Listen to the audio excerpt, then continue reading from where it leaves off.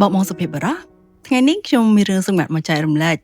ចង់ដឹងទេថាតើធ្វើមកយកចិត្តសុភាពនារីបានតោះចាំខ្ញុំប្រាប់ណា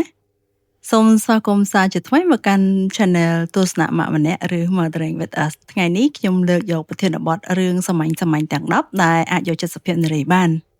កុំឲ្យខាត់ពេលយូរយើងទៅមើលរឿងទាំង10នោះទាំងអស់គ្នាណា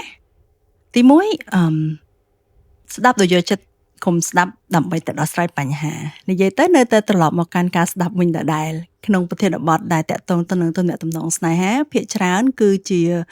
ការទំនាក់ទំនងដែលមានការស្ដាប់និងពិភាក្សាគ្នាអញ្ចឹងយើងទៅណាមិនឆ្ងាយពីការស្ដាប់ដោយយកចិត្តទុកដាក់ស្ដាប់ដើម្បីយល់ចិត្តទេមនុស្សស្រីពេលខ្លះគាត់រកមនុស្សរអ៊ូដាក់ពេលខ្លះគាត់ពិតជាត្រូវការដំណោះស្រាយមែនតែភាគច្រើនគឺគាត់ត្រូវការអ្នកស្ដាប់គាត់រអ៊ូហើយបានគាត់រកដំណោះស្រាយតាមក្រោយពេលដែលបងប្រុសស្ដាប់ភ្លាមឲ្យដំណោះស្រាយគាត់ភ្លាមគាត់នឹងគិតថាបងមិនបានយល់ពីអារម្មណ៍គាត់ទេហើយក៏មិនស្ដាប់គាត់ដែរអ្នកខ្លះទៀតមានដំណោះស្រាយហើយតែរអ៊ូសិនរអ៊ូអស់ពីចិត្តងើបទៅដោះស្រាយបញ្ហាដែលខ្លួនឯងក៏ថាបានជាពិសេសពេលដឹងថាមានអ្នកស្ដាប់យល់ចិត្តគាត់ហើយអញ្ចឹងណាទី2បង្កើតអារម្មណ៍សុវត្ថិភាពអារម្មណ៍សុវត្ថិភាពនេះមានសារៈសំខាន់ដូចសុវត្ថិភាពផ្លូវកាយយើងអញ្ចឹងអារម្មណ៍សុវត្ថិភាពមានន័យថាគាត់អាចបើកចិត្តនិយាយរឿងគ្រប់យ៉ាងទៅកាន់បងដោយមិនបារម្ភថាត្រូវបានមើលស្រាលឬមួយក៏សើចចំអកអារម្មណ៍សុវត្ថិភាពនេះសំខាន់ណាស់បងព្រោះថានៅពេលដែលគាត់បើកចិត្តនិយាយហើយបងបើសិនជាបែរជាសើចចំអកដាក់គាត់ឬមួយក៏លែបខាយឲ្យគាត់សួរថាតើគាត់ទៅនិយាយជាមួយអ្នកណាវិញអ្នកខ្លះគាត់មានបងប្អូនស្រីដែលអាចបើកចិត្តជាមួយឬមួយក៏មានមិត្តភក្តិជិតស្និទ្ធនិងប្រហែលជាគាត់មានឱកាសបាននិយាយធូរចិត្តខ្លះចាំបើអត់មានគាត់នឹងមានអារម្មណ៍ថាឯកាអញ្ចឹងនៅពេលដែលបងសុភាពបុរសយើងបង្កើតបរិយាកាសមួយដែលអាចឲ្យគាត់បញ្ចេញភាពទន់ខ្សោយបាននោះគឺជាកន្លែងដែលចងទំនាក់ទំនងទាំងពីរនាក់ឲ្យបានកាន់តែស្អិតរមួតអញ្ចឹងហើយបានជាការបង្កើតអារម្មណ៍សុវត្ថិភាពនេះមានសារៈសំខាន់ចំណុចទី3ធ្វើសកម្មភាពតូចៗតែជាប់លាប់អូខេ date night ការណាត់ជួបគឺសំខាន់ទិញកាដូថ្លៃក៏សំខាន់តែបើមួយឆ្នាំមានតែម្ដងសួរថាតើទៅយកចិត្តគាត់តន់អត់តាមពិតទៅមិនបាច់អស់លុយច្រើនដល់ថ្នាក់នោះពេកក៏បានដែរមនុស្សស្រីគឺគាត់នឹងសប្បាយចិត្តបើបានបងធ្វើរឿងតូចតែទៀងទាត់ដូចជាពេលចេញទៅណាកុំភ្លេចកាន់ដៃគាត់ឬបើចេញទៅម្នាក់ឯងពេលមកវិញកុំភ្លេចកាដូឬមួយក៏មានរបស់តិចតួចជាប់ដៃដូចជាកាហ្វេនំផ្កាម្តងអីក៏គាត់អស់ចិត្តដែរហើយអ្នកខ្លះវិញភាសានៃសេចក្តីស្រឡាញ់របស់គាត់គឺជាពាក្យពេចន៍អញ្ចឹងជួនកាលពេលយើងរវល់ការងារក្នុងពេលដែលនៅឃ្លាតគ្នាពេលថ្ងៃពេលដែលបងទំនេរដៃបងអាចផ្ញើសារសួរសុខទុក្ខគាត់ឬក៏សរសើរថាគាត់ស្អាតឬពូកែដែលជាការសរសើរចេញពីចិត្តណាអញ្ចឹងនឹងធ្វើឲ្យគាត់មានអារម្មណ៍ថាបងនៅនឹកគាត់នៅគិតដល់គាត់ហើយអារឿងតិចអញ្ចឹងណាគឺបង្ហាញថាបងស្រឡាញ់គាត់មិនដែលឃ្លាតកាយណាយចិត្តនោះទេហើយបើសិនជាចង់ដឹងពីភាសាក្តីស្រឡាញ់ដោយលម្អិតកុំភ្លេចតាមដានអេពីសូតមុនដែលខ្ញុំនិយាយលម្អិតពីចំណុចនៃសេចក្តីស្រឡាញ់របស់មនុស្សម្នាក់ទី4ធ្វើឲ្យអ្នកមានអារម្មណ៍ថាពិសេសស្នេហាវាជាការបញ្ញាចិត្តនិងថែទាំប៉ុន្តែកុំភ្លេចថាធ្វើឲ្យគាត់នឹងមានអារម្មណ៍ថាគាត់ជំនួសពិសេសរហូត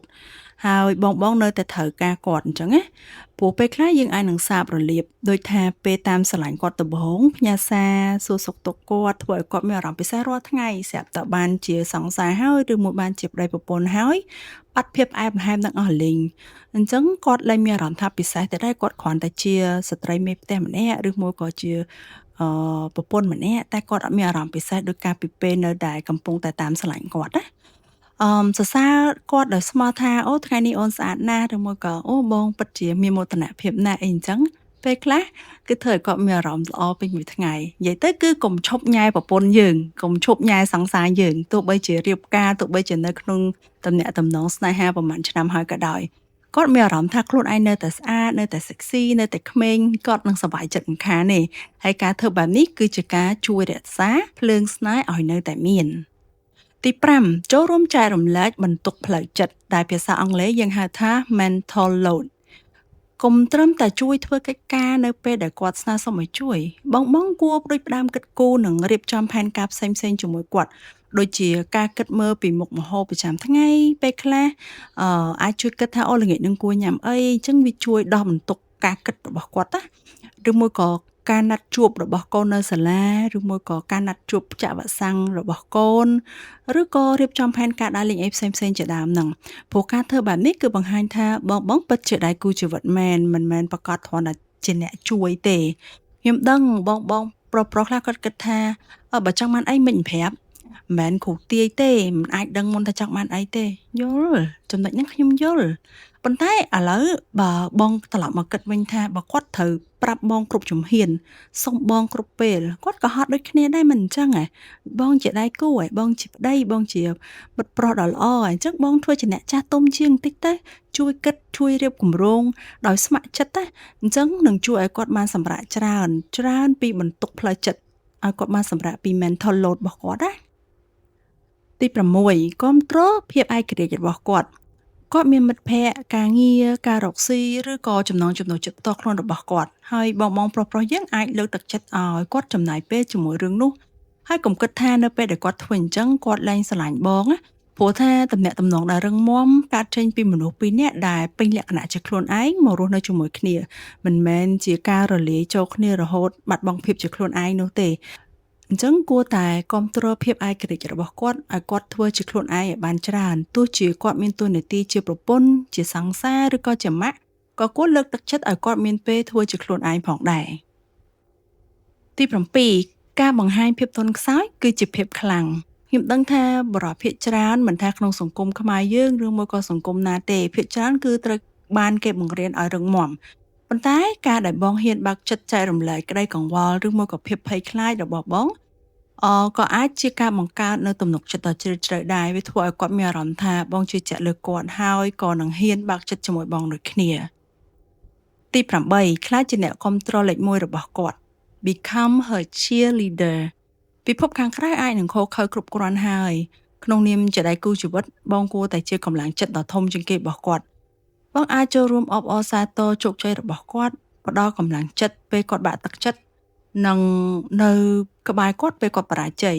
ព្រោះនិយាយទៅគ្មាននរណាម្នាក់ជោគជ័យរហូតទេបងហើយការដែលបងធ្វើជាអ្នកគ្រប់គ្រងរបស់គាត់គឺជារឿងដ៏ចាំបាច់ក្នុងចំណងទំនាក់ទំនងស្នេហាហើយគាត់នឹងធ្វើជាអ្នកគ្រប់គ្រងលេខ1របស់បងដូចគ្នាទី9ពាក្យថាអត់អីទេមិនមែនមានន័យថាអត់អីរហូតទេពេលខ្លះពាក្យនេះអាចមានន័យថាអូនហត់ចង់ឲ្យបងចាប់អារម្មណ៍បងក៏រៀនយកចិត្តទុកដាក់នឹងទឹកដមសម្ដីនិងកាយវិការរបស់គាត់ជួនកាលគាត់និយាយថាអត់អីទេតែទឹកដមសម្ដីរបស់គាត់ហ្នឹងកបត់កបយឬមួយក៏អស់កម្លាំងហ្នឹងគឺគាត់មិនមែនមានន័យថាអត់អីទេពេលខ្លះយើងអាចសាកល្បងសួរដោយទន់ភ្លន់ថាពិតមែនអត់មានអីប្រាប់បងអត់មានអីប្រាប់បានណាមានអីនិយាយបានណាពេលហ្នឹងបងនឹងភ្ញាក់ផ្អើលថាពេលសួរគាត់អញ្ចឹងគាត់នឹងចាប់ផ្ដើមនិយាយពីកង្វល់របស់គាត់ទី10ចងចាំរឿងតូចតាចការចងចាំរឿងរ៉ាវតូចតាចដែលគាត់ធ្លាប់ប្រាប់ដូចជាភេសជ្ជៈដែលគាត់ចូលចិត្តថ្ងៃសំខា